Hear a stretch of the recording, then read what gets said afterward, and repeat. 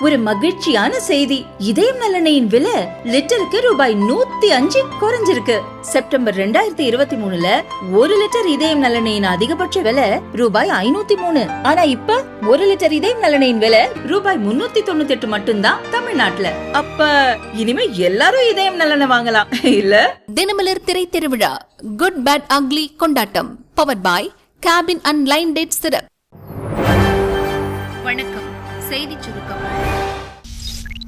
சமையல் gas cylinder 50 ரூபாய் உயர்ந்தது. மத்திய பெட்ரோலியத்துறை அமைச்சர் ஹர்தீப் சிங் பூரி டெல்லியில் கூறியதாவது: சமையல் கேஸ் விலை சிலிண்டருக்கு 50 ரூபாய் உயர்த்தப்படுகிறது. உஜ்வாலா திட்ட பயனாளிகளுக்கு 500 ரூபாயில் இருந்து 550 ரூபாயாக உயர்கிறது. பொது பிரிவினருக்கு 803 ரூபாயில் இருந்து 853 ரூபாயாக அதிகரிக்கிறது. இந்த விலை உள்ளூர் வரி நிலவரத்துக்கு ஏற்ப மாநிலத்துக்கு மாநிலம் மாறுபடும். சமையல் கேஸ் சிலிண்டர் விலை தொடர்பாக 15 முதல் 30 நாட்களுக்கு ஒருமுறை ஆய்வு செய்யப்படும். பெட்ரோல், டீசல் மீதான கலால் வரியும் லிட்டருக்கு தலா 2 ரூபாய் உயர்த்தப்பட்டுள்ளது. ஆனால் இது சில்லறை விற்பனை விலையில் மாற்றத்தை ஏற்படுத்தாது. சமையல் கேஸ் சிலிண்டரில் பெட்ரோலிய நிறுவனங்களுக்கு ஏற்பட்டுள்ள 43,000 கோடி ரூபாய் இழப்பை ஈடு செய்யும் வகையில் பெட்ரோல், டீசல் மீதான வரி உயர்த்தப்பட்டுள்ளது. சர்வதேச அளவில் தற்போதுள்ள சூழ்நிலை நீடித்தால் பெட்ரோல், டீசல் விலையை மாற்றுவது குறித்து ஆலோசிக்கப்படும் என்று அவர் கூறினார். கடைசியாக கடந்த ஆண்டு மார்ச்சில் சமையல் கேஸ் விலை சிலிண்டருக்கு 100 ரூபாய் குறைக்கப்பட்டது. அதன்பின் விலையில் எந்த மாற்றமும் செய்யப்படாமல் இருந்த நிலையில் தற்போது 50 ரூபாய் உயர்த்தப்பட்டுள்ளது. கேஸ் சிலிண்டர் விலை உயர்வு. ராகுல், ஸ்டாலின் கண்டனம். நாடு முழுவதும் கேஸ் சிலிண்டர் விலை 50 ரூபாய் உயர்த்தப்படுவதாக மத்திய அரசு அறிவித்தது. பெட்ரோல், டீசல் மீதான கலால் வரியையும் தலா 2 ரூபாய் உயர்த்தியது. இதற்கு காங்கிரஸ் மூத்த தலைவர் ராகுல், முதல்வர் ஸ்டாலின் உள்ளிட்டோர் கண்டனம் தெரிவித்துள்ளனர். ராகுல் வெளியிட்ட அறிக்கை: இந்தியா மீது வரி விதித்த ட்ரம்புக்கு பிரதமர் மோடி பதிலடி கொடுத்து விட்டார். கேஸ் சிலிண்டர் விலை, பெட்ரோல், டீசல் மீதான கலால் வரி மேலும் அதிகரித்திருக்கிறது. விலைவாசி உயர்வால் அவதிப்படும் மக்களுக்கு மத்திய அரசு மற்றொரு பரிசை வழங்கியிருக்கிறது என ராகுல் கூறியுள்ளார். முதல்வர் ஸ்டாலின் வெளியிட்ட அறிக்கையில் கூறியிருப்பதாவது: நாட்டு மக்களின் வீடுகளில் அடுப்பு எரிய வேண்டுமா அல்லது அவர்களது வயிறு எரிய வேண்டுமா? உதவி செய்யாவிட்டாலும் உபத்திரம் செய்யாமல் இருந்தாலே போதும் என்பது பாஜக அரசுக்கு மிகவும் பொருந்தும்.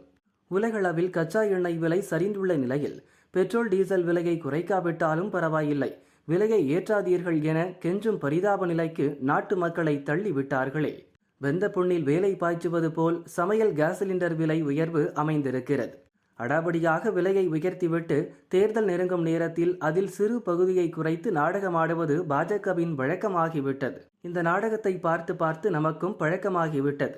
தேர்தல் ஏதாவது வரும் வரை காத்திராமல் இந்த விலை உயர்வை உடனே மத்திய அரசு திரும்ப பெற வேண்டும் என ஸ்டாலின் கூறியுள்ளார். நீலி கண்ணீர் வடித்து நாடகமாடும் ஸ்டாலின், அண்ணாமலை தாக்கு. தமிழக பாஜக தலைவர் அண்ணாமலையின் அறிக்கை: நமது நாடு ஒட்டுமொத்த சமையல் எரிவாயு பயன்பாட்டில் சுமார் 60% இறக்குமதியை சார்ந்துள்ளது.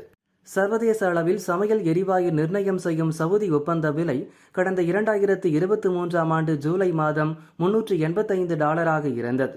2025 பிப்ரவரியில் $629, 62% விலை உயர்ந்திருக்கிறது.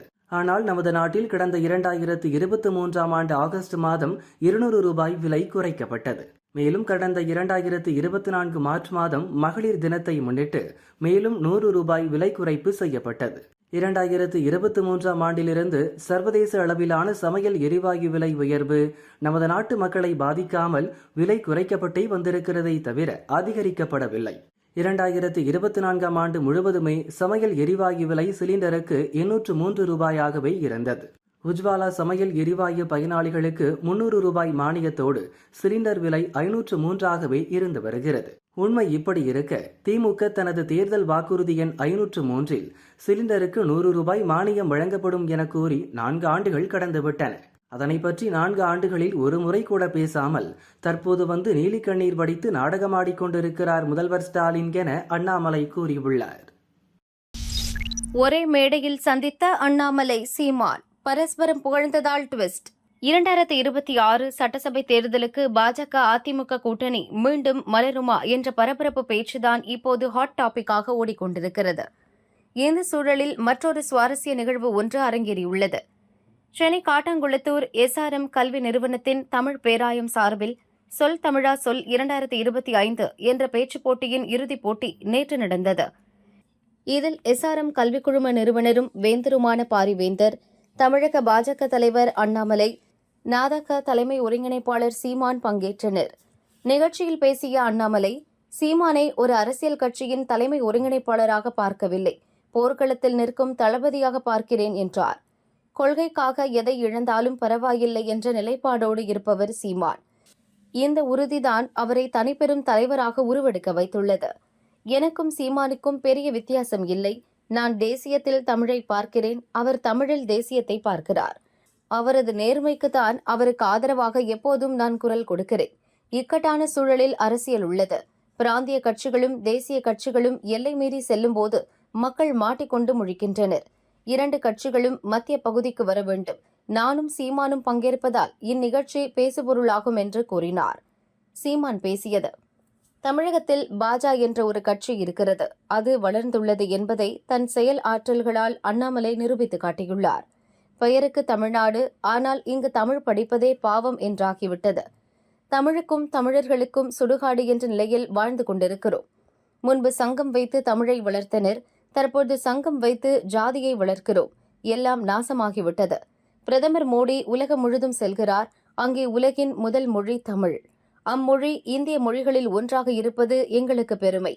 தமிழ் மொழி தொன்மையானது எனவும் பிரதமர் மோடி பேசி வருவதாகவும் சீமான் குறிப்பிட்டார். நிகழ்ச்சியில் அண்ணாமலையும் சீமானும் அரசியல் ரீதியில் பல்வேறு கருத்துக்களை எடுத்து வைத்து பேசினாலும் இருவரும் ஒருவரையொருவர் பரஸ்பரம் புகழ்ந்து கொண்டனர். ஒருவேளை இது அரசியல் கூட்டணிக்கு அச்சாரமா என்ற சந்தேகம் அரசியல் வட்டாரத்தில் எழுந்துள்ளது. 50 ரயில் நிலையங்கள் புதுப்பிப்பு ஏப்ரல் 19 திறக்கிறார் மோடி. அம்ரித் பாரத் திட்டத்தின் கீழ் புதுப்பிக்கப்பட்ட 50க்கும் மேற்பட்ட ரயில் நிலையங்களை வரும் 19ஆம் தேதி வீடியோ கான்பரன்ஸ் வாயிலாக பிரதமர் மோடி திறந்து வைக்க உள்ளார். இதுகுறித்து தெற்கு ரயில்வே அதிகாரிகள் கூறியதாவது, ரயில் நிலையங்களில் பயணியருக்கான அனைத்து அடிப்படை வசதிகளையும் மேம்படுத்தும் வகையில் அம்ரித் பாரத் ரயில் நிலைய திட்டம் செயல்படுத்தப்பட்டு வருகிறது. இத்திட்டத்தின் கீழ் தெற்கு ரயில்வேயில் 40 ரயில் நிலையங்கள் உட்பட நாடு முழுதும் 508 ரயில் நிலையங்களை 24,470 கோடி ரூபாய் செலவில் புதுப்பிக்கும் பணி ஓராண்டாக நடந்து வருகிறது. பணி முடிக்கப்பட்டுள்ள 50க்கும் மேற்பட்ட ரயில் நிலையங்களை வரும் 19ஆம் தேதி பிரதமர் மோடி வீடியோ கான்பரன்ஸ் வாயிலாக திறந்து வைக்கிறார். தெற்கு ரயில்வேயில் புதுப்பிக்கப்பட்ட பரங்கிமலை, சூலூர்பேட்டை, சாமல்பட்டி, சிதம்பரம், மன்னார்குடி, போளூர், ஸ்ரீரங்கம், திருவண்ணாமலை, விருதாச்சலம் உள்பட 13 ரயில் நிலையங்கள் திறக்கப்பட உள்ளன. இவற்றில் லிப்ட், நடை மேம்பாலம், கூடுதல் நடைமேடைகள், பயணியர் காத்திருப்பு அறைகள், நுழைவு வாயில்கள் சீரமைப்பு, எஸ்கலேட்டர்கள், multi level parking, CCTV camera உள்ளிட்ட வசதிகள் ஏற்படுத்தப்பட்டுள்ளன. அதேபோல கடற்கரை, தாம்பரம், செங்கல்பட்டு தடத்தில் முதல் ஏசி மின்சார ரயில் சேவையையும் பிரதமர் மோடி துவக்கி வைக்கிறார் என கூறினார். திமுக மந்திரிகள் வழக்கு விசாரணை, நீதிபதியின் திடீர் விலகலால் பரபரப்பு. பின்னணி என்ன? 2006 முதல் 2011 வரை நடந்த திமுக ஆட்சியில் அமைச்சர்கள் தங்கம் தென்னரசு, KKSSR ராமச்சந்திரன் ஆகியோர் வருமானத்துக்கு அதிகமாக சொத்து சேர்த்ததாக தனித்தனியாக கோர்ட்டில் வழக்கு தொடுக்கப்பட்டது. 2022 சொத்து குவிப்பு வழக்குகளில் இருந்து 2 பேரும் விடுவிக்கப்பட்டனர். ஆனால் அவர்களுக்கு எதிரான வழக்குகளை சென்னை ஹைகோர்ட் தனி நீதிபதி ஆனந்த் வெங்கடேஷ் மறு ஆய்வுக்கு எடுத்தார். ஸ்ரீவில்லிபுத்தூர் கோர்ட் பிறப்பித்த உத்தரவை ரத்து செய்து வழக்கை மீண்டும் விசாரிக்க உத்தரவிட்டார். நீதிபதியின் உத்தரவை கண்டித்த தங்கம் தென்னரசும் ராமச்சந்திரனும் சுப்ரீம் கோர்ட்டில் மேல்முறையீடு செய்தனர். அதை விசாரித்த கோர்ட் மறு விசாரணைக்கு இடைக்கால தடை விதித்தது. இதற்கிடையே மறு விசாரணைக்கு எதிரான வழக்கு மீண்டும் நீதிபதிகள் சுந்தரேஷ், ராஜேஷ் பிந்தல் அடங்கிய அமர்வில் விசாரணைக்கு வந்தது. மறு விசாரணைக்கான இடைக்கால தடையை நீட்டித்த நீதிபதிகள் உத்தரவிட்டனர். மேலும் வழக்கிலிருந்து விலகுவதாக நீதிபதி சுந்தரேஷ் திடீரென அறிவித்தார். தான் இடம்பெறாத இன்னொரு அமர்வில் இந்த வழக்கை பட்டியலிடும்படி கேட்டுக்கொண்டார். அமைச்சர்கள் மற்றும் அரசியல் புள்ளிகளுக்கு எதிரான வழக்குகளிலிருந்து நீதிபதிகள் விலகுவது தொடர்கதையாக நடக்கிறது. இதற்கு முன்பு டாஸ்மாக் முறைகேடு வழக்கை அமலாக்கத்துறை விசாரிக்க தடை கேட்டு தமிழக அரசு தொடர்ந்த வழக்கில் இருந்து சென்னை ஹைகோர்ட் நீதிபதிகள் ரமேஷ், செந்தில்குமார் ஆகியோர் விலகினர். அதற்கு முன்பு போதைப்பொருள் கடத்தல், சட்டவிரோத பண பரிமாற்ற வழக்கில் கைதான முன்னாள் திமுக நிர்வாகி ஜாஃபர் ஷாதிக் தொடர்புடைய வழக்கு விசாரணையில் இருந்து நீதிபதி ஜெகதீஷ் சந்திரா விலகினார். இதேபோல் 2023 அமைச்சர் அனிதா ராதாகிருஷ்ணன் மீதான அமலாக்கத்துறை வழக்கு விசாரணையில் இருந்து நீதிபதி சுந்தர் விலகிக் கொண்டார். அதே ஆண்டில் அமைச்சர் செந்தில் பாலாஜி ஜாமீன் கோரிய மனுவை எந்த நீதிமன்றம் விசாரிப்பது என்ற வழக்கின் விசாரணையில் இருந்து நீதிபதி சக்திவேல் விலகிக் கொண்டது குறிப்பிடத்தக்கது. உருவானது காற்றழுத்த தாழ்வு, 5 மாவட்டங்களில் கனமழை. தெற்கு வங்கக்கடலின் மைய பகுதியில் காற்றழுத்த தாழ்வு பகுதி உருவான நிலையில் தமிழகத்தின் 5 மாவட்டங்களில் இன்று கனமழை பெய்ய வாய்ப்புள்ளதாக சென்னை வானிலை ஆய்வு மையம் அறிவித்துள்ளது. தெற்கு வங்கக்கடலின் மைய பகுதியில் நேற்று காலை 8:30 மணிக்கு காற்றழுத்த தாழ்வு பகுதி உருவானது. அத்துடன் தென்கிழக்கு வங்கக்கடலில் இருந்து தென்மேற்கு வங்கக்கடல் வழியாக தமிழக தென் மாவட்டங்கள் வரை ஒரு வளிமண்டல சுழற்சி நிலவுகிறது. இதன் காரணமாக தமிழகத்தின் ஒரு சில இடங்கள், புதுச்சேரி, காரைக்காலில் இன்று இடி மின்னலுடன் மணிக்கு 40 கிலோமீட்டர் வேகத்தில் சூறாவளி காற்றுடன் மிதமான மழை பெய்ய வாய்ப்புள்ளது. புதுக்கோட்டை, தஞ்சாவூர், திருவாரூர், நாகப்பட்டினம், மயிலாடுதுறை ஆகிய 5 மாவட்டங்களில் ஒரு சில இடங்களிலும் காரைக்காலிலும் இன்று கனமழை பெய்யலாம். இந்த நிகழ்வால் ஏப்ரல் 13ஆம் தேதி வரை தமிழகத்தில் ஒரு சில இடங்கள், புதுச்சேரி மற்றும் காரைக்காலில் மிதமான மழை தொடரலாம். எனினும் தமிழகத்தில் இன்றும் நாளையும் ஒரு சில இடங்களில் அதிகபட்ச வெப்பநிலை இயல்பான அளவை விட 3 டிகிரி செல்சியஸ் வரை உயரும். சென்னை மற்றும் புறநகர் பகுதிகளில் இன்று வானம் ஓரளவு மேகமூட்டத்துடன் காணப்படும். ஒரு சில இடங்களில் லேசான மழை பெய்ய வாய்ப்புள்ளது என்றும் தெரிவித்துள்ளது. ஒசூரில் ஏர்போர்ட் அமைக்க 2 இடங்கள் தேர்வு. சென்னை, கோவைக்கு அடுத்ததாக தொழில் வளர்ச்சியில் கிருஷ்ணகிரி மாவட்டம் ஓசூர் வேகமாக வளர்ச்சியடைந்து வருகிறது. எனவே கிருஷ்ணகிரியில் 2000 ஏக்கரில் ஓசூர் விமான நிலையம் அமைக்க தமிழக அரசு முடிவு செய்துள்ளது.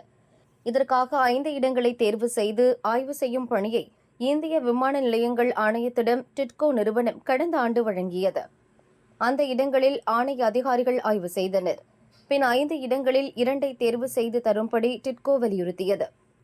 அதன் அடிப்படையில் ஆய்வுகள் மேற்கொள்ளப்பட்ட நிலையில் தற்போது ஓசூர் கிழக்கில் 1, தெற்கில் 1 என 2 இடங்களை தேர்வு செய்து டிட்கோவிடம் அறிக்கை சமர்ப்பிக்கப்பட்டுள்ளது. இந்த 2 இடங்களில் 1ஐ தமிழக அரசு தேர்வு செய்யும். அங்கு விமான நிலையம் அமைக்க சிவில் விமான போக்குவரத்து அமைச்சகத்திடம் அனுமதி பெறுவது உள்ளிட்ட பணிகள் மேற்கொள்ளப்படும் என அதிகாரிகள் தெரிவித்தனர்.